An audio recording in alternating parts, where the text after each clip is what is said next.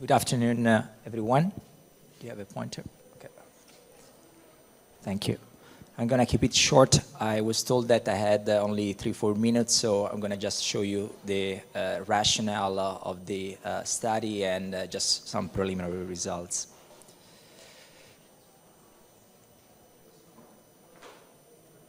Okay, so what is the problem?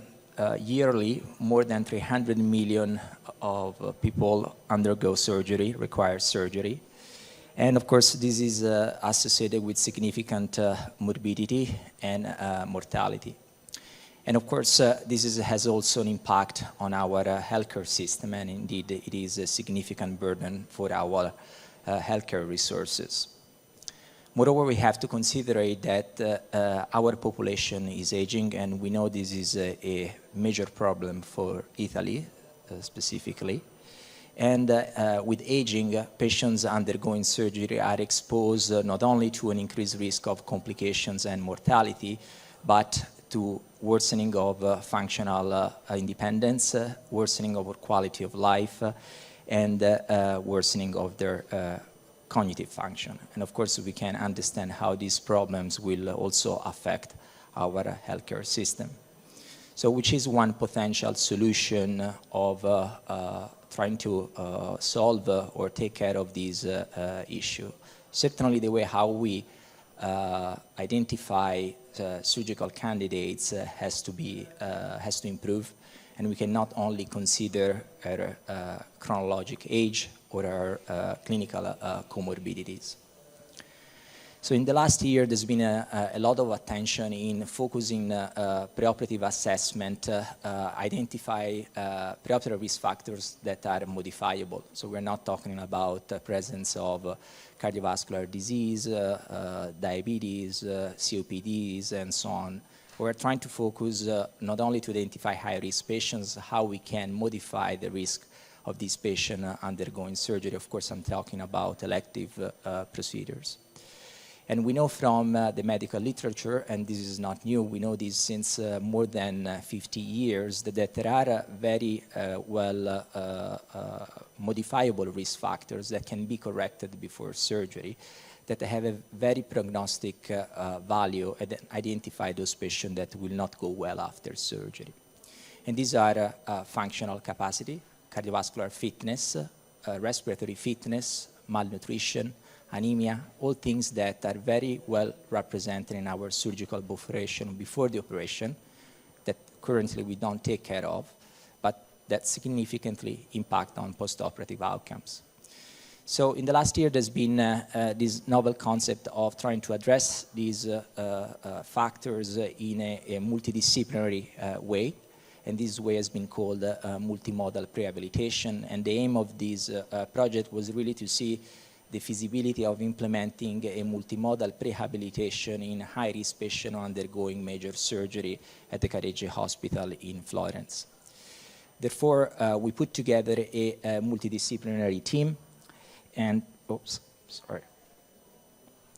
that includes anesthesiologists, geriatricians, physiotherapists, kinesiologists, geriatrician, and psychologists, to try to address these modifiable risk factors. We empowered surgeons, oncologists, gastroenterologists, those who catch these patients way early in their diagnostic process, and we developed a preoperative screening questionnaires, self-reported by the patient, but gave them to our colleague surgeons and oncology and gastroenterologists the possibility to refer them way early in the preoperative pathway, trying to work on these modifiable risk factors.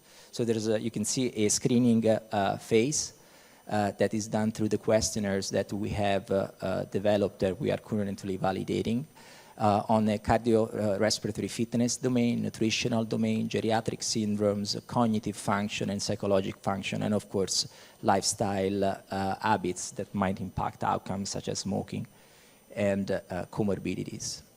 Then these patients are referred straight away to our multimodal rehabilitation clinic with a lot of help from our hospital administration and university. We were able to set up. And of course, they are assessed in a more detailed and proper way on the same domains that have been screened.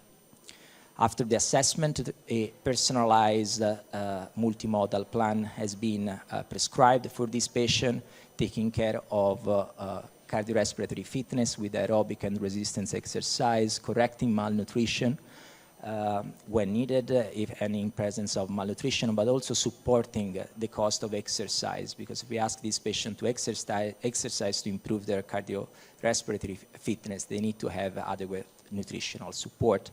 Same time, we try to correct those geriatric syndrome and identify possible modifiable risk factor for delirium, falls, all things that frail and elderly patients might have during the preoperative period. And of course, we work on medical conditions such as anemia, implementing an IV iron infusion at the clinic without the need to sending them to the transfusion center. They might be a lot for these patients in terms of fitting their appointment during the preoperative phase.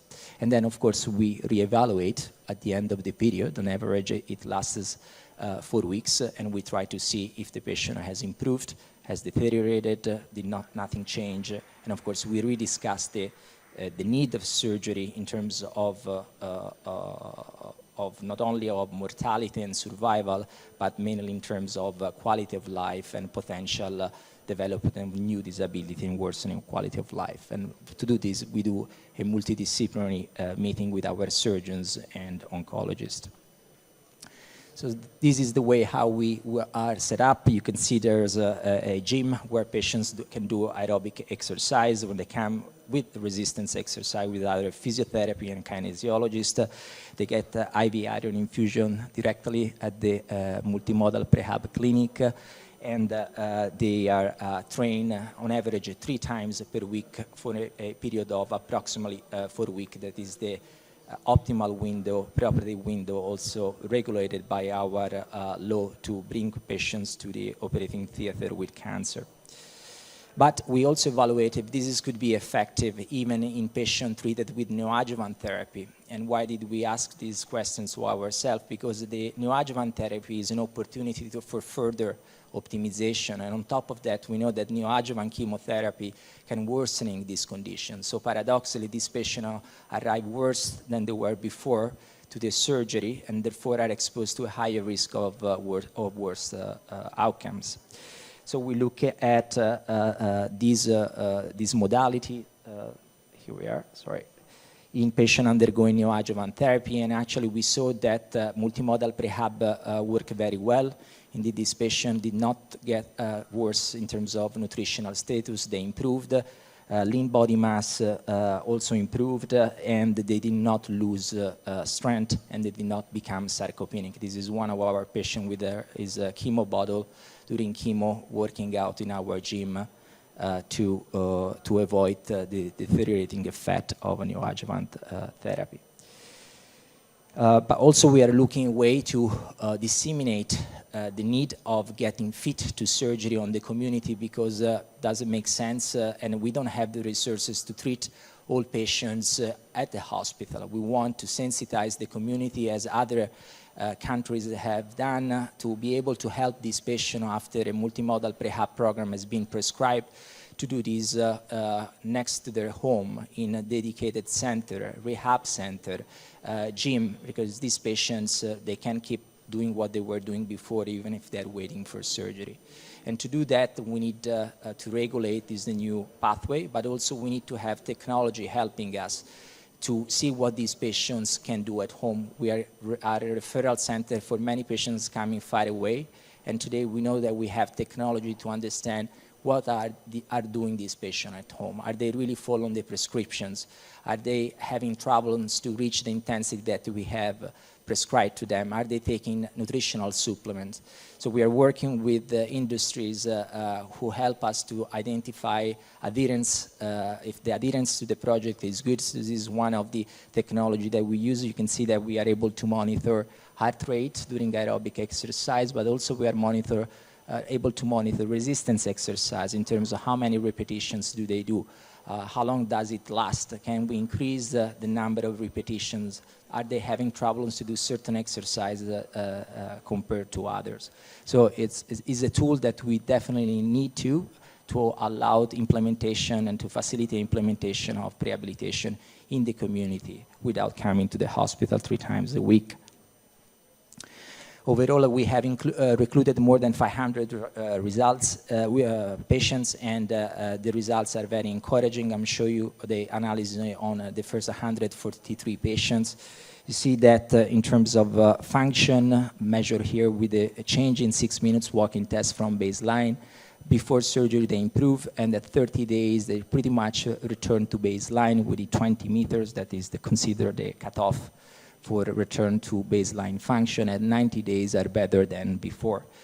And what you can see also in terms of lean body mass, loss of muscle mass, we see that these patients are catabolic up to almost 3 months after surgery. But this is these results are very encouraging for us, because despite the progression and the presence of muscle metabolism and protein catabolism, these patients don't lose function.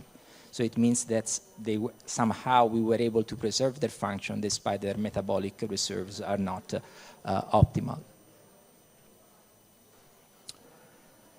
Finally, I will just show you these results. We are trying to understand if this program is feasible, how elderly or frail patients are coping with rehabilitation. Most of the time we think that, oh, they can't exercise, it's too frail, it's too old. But actually when we look at surgical outcomes, so postoperative complication of patients, elderly, and these are patients who are older than 70 years old or 65 with frailty, and we look at those who respond to prehab by increasing their 6 minutes walking distance more than 90 meters versus those who were not able. The one who had a positive response, you see how strong is the impact of prehab in terms of severity of postoperative complications. This is encourage us to do not exclude this patient, but try to engage them as much as possible, because these are the patients who probably benefit most from prehab, especially in terms of complications and functional recovery.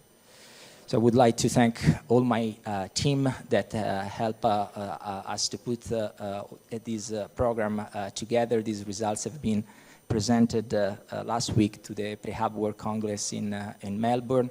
And I'm very pleased to announce that Florence will host the 2026 rehabilitation program. So it would be a further opportunity to help disseminate this new concept among the community. Thank you very much.